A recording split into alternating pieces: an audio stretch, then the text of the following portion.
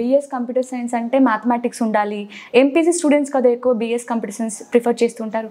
అదంటే మీరు BiPC students కూడా జాయిన్ అవ్వచ్చు అన్నారు, అది ఎలా సాధ్యం sir?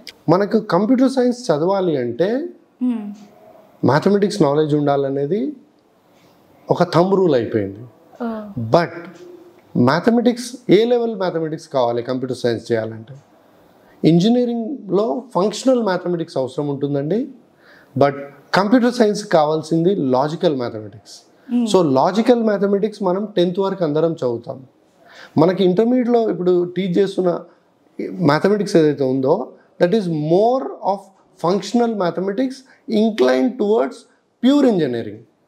So pure engineering courses like civil, mechanical, electrical, electronics దానికి సంబంధించింది ఇంటర్మీడియట్ మ్యాథమెటిక్స్లో ఉంటుంది. లాజికల్ మ్యాథమెటిక్స్ మనం 10th వరకు చదువుతాము. So even a BiPC student is eligible to take BS computer science course.